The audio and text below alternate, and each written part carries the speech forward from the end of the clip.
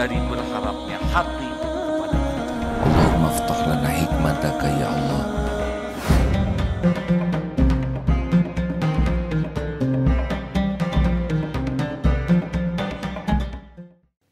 Kalau mendekat ke orang, orang suka curiga. Kenapa kita ngedeketin? Apalagi pas kita baru gajian. Kalau kita punya sesuatu, orang ngedeketin kita, atau kita mendekati seseorang, belum tentu dia nyaman didekati oleh kita. Ditelepon oleh kita, belum tentu orang suka. Tapi Allah suka sekali kita mendekat kepadanya. Dan mendekat sejengkal, Allah sedepak mendekati kita. Kita bergerak aja ke arah Allah, Allah udah tahu nih, Allah akan mendekat ke kita, dalam tanda kutip ya, Allah akan menolong kita lebih dekat dengan Allah lagi. Ini seperti begini, datang ke masjid, tambah ada pahala zikir, betul tidak? Sekarang dapat ilmu, dengan ilmu ini kan makin dekat tuh semangat mendekat ke Allah, betul tidak? Tambah. Makanya mendekat ke Allah itu udah paling bener lah dalam hidup ini. Gak usah terlalu ribet ingin dekat dengan orang. Membuat kita kurang ikhlas lah kalau kita ingin dekat dengan orang tuh. Jadi kebaikannya tuh zaim, tahu zaim? Ya begitulah. Kita ngasih permen ke seorang anak kecil, targetnya kakaknya, ya kan? Maka orang-orang yang ingin dekat dengan Allah, mesti dekat dengan Quran. Kalau tidak dekat dengan Quran, tidak serius ke Allahnya. Ayo, tanya saja ke diri masing-masing. Lalu apalagi yang menguatkan iman? Sujud. Karena saat paling dekat seorang hamba dengan Allah itu sujud. Sujud ini maksudnya sholat. Karena kita tidak bisa kemana-mana sujud saja begitu, ada aturannya. Minta tolonglah Allah dengan sujud, ya artinya perbaiki sholatnya. Nah kita hidup ini menjadi berat karena kita jauh dari pertolongan Allah. Kenapa kita jauh dari pertolongan Allah? Karena kita tidak serius ingin ditolong oleh Allah. Apa cirinya kita tidak serius ingin ditolong oleh Allah? Kita tidak serius memperbaiki sholat kita. Ayo jujur. Kita sudah sering sholat ini. Jauh-jauh dari rumah ke masjid. Sungguh-sungguh ke masjid, tapi ketika sholat, gitu lagi. Allahu Akbar, tidak ingat mulut nyebut Allahu Akbar. Hanya mulut saja, Allahu Akbar, tapi hati tidak ingat sedang menyebut Allah Maha Besar, apalagi meyakini Allah Maha Besar. Bismillahirrahmanirrahim. Alhamdulillahi Rabbil Alamin. Enggak ingat lagi muji Allah. Ar-Rahmanir-Rahim. Tidak ingat sedang menyebut Allah Maha Pengasih, Maha Penyayang. Lewat saja.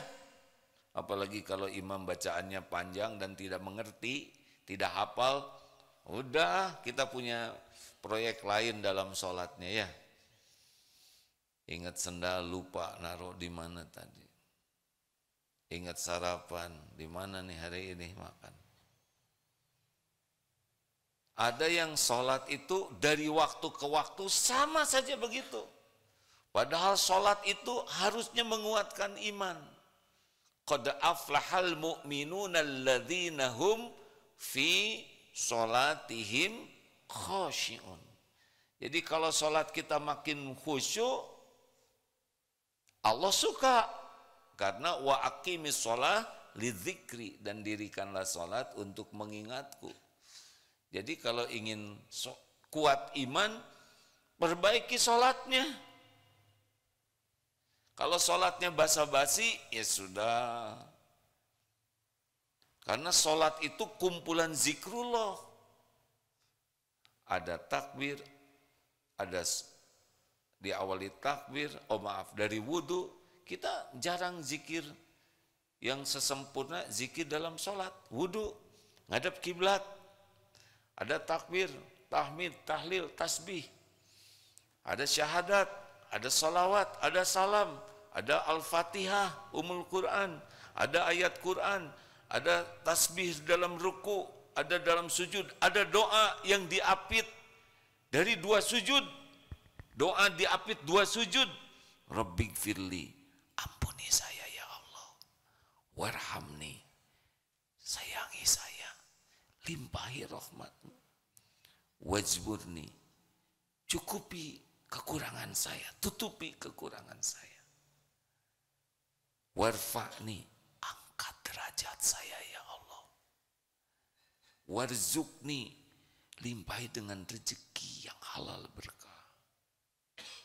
Wahdini, tunjuki pikiran, ucapan, sikap, keputusan. Apalagi? Wa'afini, selamatkan dari tipu daya setan, dari kejahatan makhluk. Pokoknya ingin diselamatkan. Wa'fu anni, maafkan saya. Hapuskan semua jejak, aib dan dosa. Coba itu. Dosa beres harusnya dengan sholat. Benar? Kita, rahmat Allah kalau datang kepada kita, beres itu hidup kita tuh Pak. Lah kita masuk ke surga juga dengan rahmat Allah. Kalau Allah memberikan curahan rahmat kepada kita, udah beres hidup ini Pak. Keperluan kita dicukupi oleh Allah. Salatnya bagus cukup nih. Salatnya bagus, dicegah dari maksiat, kita jadi mulia. Salat kita bagus, Allah akan memberikan rezeki terpilih, halal barokah. Salat kita bagus, ditunjuki kita ketemu siapa, dapat ilmu apa, perkataan apa, harus ngambil keputusan apa. Allah Maha tahu segalanya. Kita salatnya bagus, diselamatkan tipu daya setan, jebakan nafsu, syahwat, kezoliman orang, rencana jahat. Allah Maha tahu apapun yang akan memudaratkan kita. Dan ini wa'fu anni, jejak aib dan dosa kita dihapuskan. Hebat. Luar biasa hebatnya permintaan kita dalam sholat. Sayangnya kita tidak mengerti apa yang kita minta. Malah bicaranya juga begini. Begitu. Kita tidak pernah minta-minta ke orang kayak gitu. Benar? Ibu-ibu pernah minta ke semua, pas saya minta duit, minta buat makan, buat belanja segala macam. Enggak ada. Coba pinjam uang ke koperasi, pas saya minta buat yakin enggak diberi ya.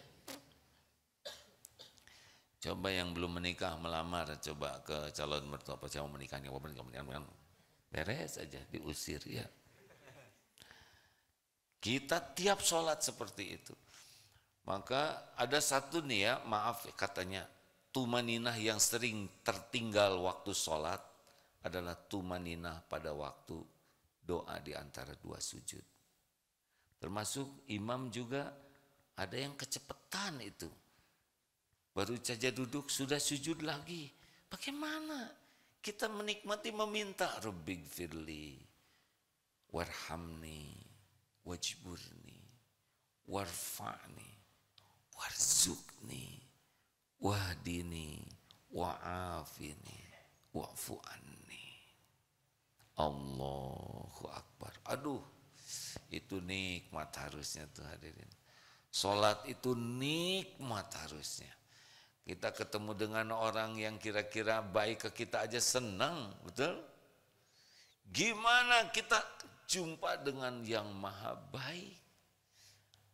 Kita ketemu dengan orang yang kita cintai, yang baik ke kita, kadang-kadang baik, kadang enggak baik. Udah senang. Bagaimana kita menghadap kepada yang senantiasa baik kepada kita? Harusnya sholat itu yang ditunggu-tunggu. Sujud itu yang dinanti-nanti.